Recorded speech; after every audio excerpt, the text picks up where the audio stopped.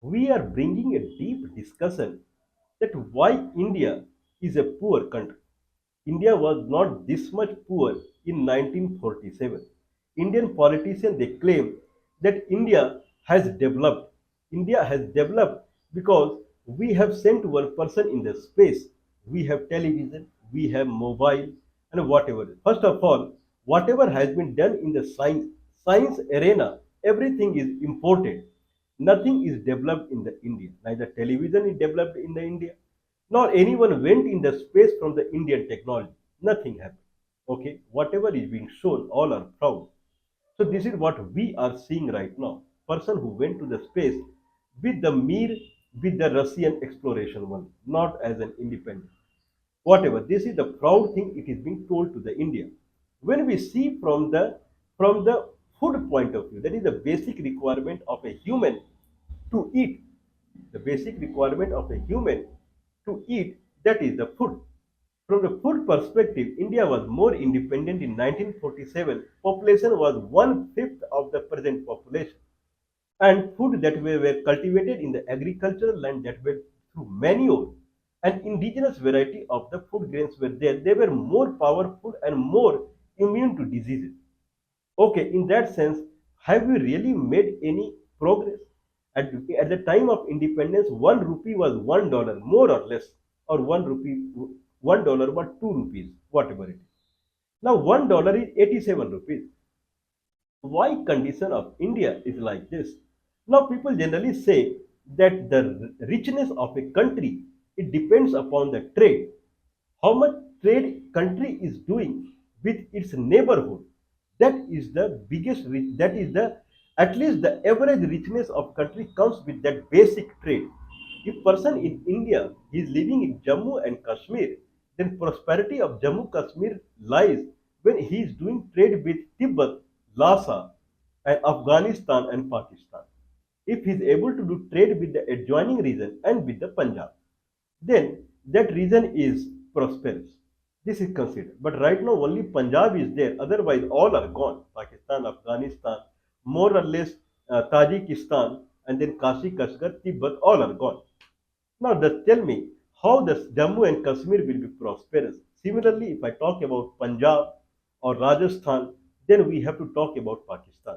Similarly for Gujarat also. If I talk about Tamil Nadu, then I have to talk about Ceylon, that is Sri Lanka, or Kerala, then with the Maldives.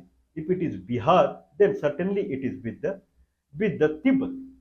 Or if it is Assam, then it is with Tibet. If it is Bengal, then certainly it is with the Bangladesh. Or if it is northeast region, then it is with Tibet and Burma. Trade has to happen with the neighboring area. Then only people will be employed, prosperity will come. Now, when India became independent in 1947, then many regions of India it became a corner region. It came in a boundary, and people started becoming poor day by day because Indian government they deliberately closed the trade with the other part deliberately. Rather, they focused on the European Union and America, or Australia or South Africa, wherever. Means Indians should not go to Gilgit Baltistan to see the beautiful Himalaya. They should rather go to Switzerland. That was the concept of the India post-independence. This is what Indian government wanted. Anyway, there is a place called Chini Bagh. Chini Bagh is a place in Kashi Kasgar town of Xinjiang province of China. Earlier, it was an independent country since I believe 1912 or something like that, when Qing dynasty fell. Anyway, historically, that is an independent country at all. They call it East Turkestan or Zin or Uyghur. In old time, it was known as Kashi province. That is actual Kashi province, not this Kashi province what we see in Uttar Pradesh. That is the fake one. The original Kashi province is in right now it is in China. That is north to Jammu and Kashmir and Yarkand river or Sita river. Actual name is Sita river. Sita river means Sita was very beautiful. That's why that region is very beautiful. The river is very beautiful. People are very beautiful. So in that sense, that is called Sita river. And along the Sita river, there is a town now called Kashi. And from Kashi, to Jammu and Kashmir, there was a heavy trade prior to 1947. That was the concept. And in 1947, when independence was granted to India, Indian government from that day itself, when power came to their hand, they started closing down this path. All the path we are talking, that is Punjab to Pakistan, Punjab, or Rajasthan to Pakistan, a kind of there is a Cholistan. Cholistan is the region in right now it is in Punjab and Sindh. Cholistan. Okay, Bhavalpur area. So that all trade they closed day by day. Their force was to close the trade so that Indian people they will start looking at the Europe and America. That was the idea. So idea that now there is a place called Chini Bagh in the Kashi Kashgar, and there Britishers had built a consulate out there because Indian traders were going to Kashi Kashgar from Jammu and Kashmir, and they were doing trade with the Kashi Kashgar. Means items were getting sold out there, Indian items, and Kashi Kashgar Uiguri people, their merchant were coming to Jammu and Kashmir via media coming to Delhi, and they were selling their items also. So trade was going on. And historically, this trade was not only from the people of, there were 2 points in Jammu and Kashmir from where Kashi Kashgar trade was happening. One point was Leh. Leh is a town right now and is capital of Leh and Ladakh, Leh and Ladakh Union Territory also. Another town was Kargil. Kargil is a town that is adjoining the Pak occupied Kashmir. So from Kargil, so Kargil was a hub to Punjabi traders, especially traders in Hoshiarpur. Hoshiarpur, I believe it is a district right now, and it is a town also in present Indian Punjab. From Hoshiarpur, there were bunch of traders. They were living in Kargil region in the time of Sri Hari Singh. Hari Singh was king of Jammu and Kashmir. At the time of Sri Hari Singh, many traders from Hoshiarpur, they were going there in the Kargil region in the summertime when the Karakoram range, Karakoram pass, Karakoram is a pass in Himalaya, through that people were going to Kashi Kasgar. Lot of traders from the Hoshiarpur, Punjabi traders, there they were living in the summertime in the Kargil, and there they were doing the trade. In winter time they used to come back, but many traders looking at the level of the trade, they were permanently living in the Kargil only, and they were doing the trade. Another trade was happening from the Leh. From the Leh, trade was happening from the Tibet, and from the Leh, trade was happening from the Kashi Kashgar also. Two regions trade was happening. Post 1947, so Britishers had built a consulate in Kashi Kashgar so that Indian people who were going there for the trade, they will find it is easy for them. Means in Kashi Kashgar, many Indian people they were living because there was a vast trade. This is what is documented in CIA document also. That is the investigation agency from the America. America also had consulate in Kashi Kashgar. Please mind it. America had also built consulate in Kashi Kashgar. India had also built British India. Means there was a heavy trade that was happening in Kashi Kashgar from the India. America had also. CIA document says that there used to be heavy trade between Kashi Kashgar. 1947 onwards, whatever happened, it is shameful to any Indian. It is shameful to any Indian. Now the Jawaharlal Nehru Indian government, they started closing down this trade. How they started closing down the trade is they started discouraging the traders.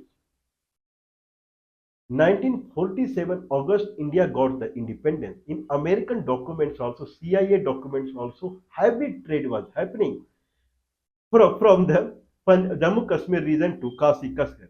Kashi Kashgar, I believe, it is around 200 300 kilometers from the Leh, around 300 kilometers from the Leh, the 200 kilometers, I believe 250 kilometers from the Leh or Kargil, Kashi Kashgar is there. Whereas Leh and Kargil, they are from around 100 kilometers, I believe so. And then, please pardon me if the distance are wrong. From Kargil and Hoshiarpur, it is 600 kilometers or something like that. Okay, but it would not be. It would be in range of 300 kilometers only. from the Leh or Kargil to Kashi Kashgar. This is what I think so, in terms of 300 kilometers. Okay, okay. Anyway, the idea was to close the all the trade that was happening from the Indian border side to the neighboring area. If trade was happening from Nepal, Bihar to Tibet, or from Leh to Tibet, or Assam to Tibet, or Sikkim to Tibet, that has to be closed down. That was the motto. If trade is happening from Bengal and Bangladesh, that has to be closed down. If trade is happening from Manipur, Mizoram, and Arunachal Pradesh, Nagaland with the Burma, the trade has to be closed down. Happening from Tamil Nadu and Ceylon, the trade has to be closed. Only hatred was spread. So the Tamilian people start fighting with the Sinhalese people, claiming we are from different origins. And this is a sentiment that was propagated. Hindu-Muslim sentiment was propagated along the Gujarat, Rajasthan, and Punjab, so that they are Muslim, so we are different. Only thing did not work in during the Congress time was between Bihar and Nepal, Uttar Pradesh and Nepal, because these people they do not understand much about the concept of visa and passport. Either the mentally people in Bihar are low or they are different. They don't understand that where I have to go and take passport and visa. They don't understand. And you cannot stop the complete migration of people. You cannot make it zero. That is not possible. In that sense, visa and passport did not work between in Bihar and Nepal. This is what I would say. Because Bihari people they do not understand what is called passport and visa. If you show them also that this form you need to fill and then you have to go to Delhi or somewhere or Patna or somewhere so that you will get a passport and then you have to go to Delhi to get the visa so that you will get to go to Nepal. They will never go in their lifetime because they don't understand this procedure. So Nepal and Bihar, that communication always happened without any visa and passport. But from Assam and Bhutan, if someone is going to Bhutan, they ask for identity card. At least they ask for identity card and your stay in Bhutan. That much they ask. They don't ask for the visa whatever. But still that much is asked between Bhutan and Assam. But between Bihar and Nepal people, if they ask Nepali authority, if they ask, where is your passport and this and that, they don't understand what is called passport and what is called visa. They don't understand at all. Okay, so we believe that Nepal would have been part of Bihar. Then Bihar and Tibet connectivity would have been there because of this basic concept of Bihari mentality. Anyway, now the Chini Bagh consulate in was working consulate in the Kasi Kashgar, and people from Hoshiarpur living in the Kargil they were doing heavy trade with the Kasi Kashgar. Kasi Kashgar is not a particular town. From Kasi Kashgar, the region that is connected is Tajikistan, Kyrgyzstan, few part of Kazakhstan. Those region is connected to Kasi Kashgar. That is very important. The fruit seller of the Tajikistan and Kyrgyzstan and Kazakhstan, they bring their product to the Kasi Kashgar. Through Kasi Kashgar, it will come to Kargil and Leh, and then it will come to Delhi. That was that much connectivity. Anyway, that was the scenario, and it is in documentation that December 1949, Chinese forces, that is called People's Liberation Army (PLA), they entered Kashi Kashgar. December 1949 and December 1953, they started restricting the people's movement out there. You cannot go there, you cannot go there, you cannot go there. In that sense, this trade hampered. And in December 1953, Jawaharlal Nehru declared that due to change in political scenario in Kashi Kasgar, we are closing the consulate out there. What is the behind the scene that we are talking? Is it this is what is documented in the history that Jawaharlal Nehru in December 1953, when December 1949 and January 1950, the Chinese army entered into Kashi Kashgar region, and there they restricted the movement. In that sense, the trade started hampering. The trade started hampered. It was hampering. In that sense, by 1953, trade was completely over. There was no point in keeping the consulate out there. In that sense, Jawaharlal Nehru closed the consulate, mentioning that due to the change in political scenario, we are closing this consulate. Is it really true? This is what is the discussion. Certainly not. This is not true. This is true in reverse fashion.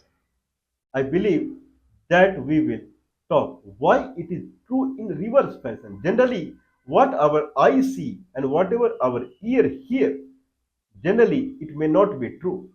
Okay, what is truth behind the scene? The truth behind the scene is that Indian consulate general, when Britishers left India, the consulate that was in Kashi Kashgar, the consulate was renamed as India Pakistan Consulate that belong to India and Pakistan both. Means Pakistan Punjab region were also doing the trade with that region. That's why it becomes India Pakistan Consulate. And India Pakistan Consulate, there is one, I believe, Ram, Mr. Ram Setha or something like that. I'll read it out. That he was the person, he was sitting out there as consulate general. He was asked to close down the consulate in November 1949 itself, before Chinese arrived there. This is documented in very rare document. Chinese arrived there in December 1949, whereas November 1949 there was a government order from India to close the consulate. Okay, and then now this is actually other way. When it was asked to close the consulate, the Chinese people, they got a hint that we have to go there now. Okay, so this is how the Kasi Kashgar was conquered by China. When people out there, they are being discouraged. We have talked in two episodes about closing down the embassy of the Lhasa. Okay, when war did not break out between China and Lhasa, at that time Indian embassy was downgraded to a consulate working under Beijing embassy. Discouraging means approving that Tibet is part of China. Now, without the war itself, India had approved Tibet is part of China. Tibet became part of China in 1959, but they downgraded the embassy of the Lhasa in 1952 only, saying that we agree that Tibet is part of China. When India is discouraging any part that happened to be part of India or Bharat, what fight they will make? But still they fought for 7, 8 years. One out of every six Tibetan, he died saving his country. Similarly, here consulate was there and people were highly motivated that they are aligned with the India, these Kasi Kashgar people. Now, one notice is going on in November 1949 that you have to close down. We will talk about it. And when notice went to close down, 1 month after that, Chinese army is entering here. That is unknown to everyone. And then slowly China took it over in 1 year or 2 year or 3 year time frame. By November 1952, I believe, November 1950, I mean 1952 time frame or November 1952 time frame somewhere, it was declared that no trade is happening. What trade will happen when enemy entered there because of you only? Anyway, we will proceed on this. How Indian became unemployed because of this party. Indian became unemployed because of one party in the India. This is called hidden. Hidden rule that was being brought in India from somewhere out of control. No one was understanding.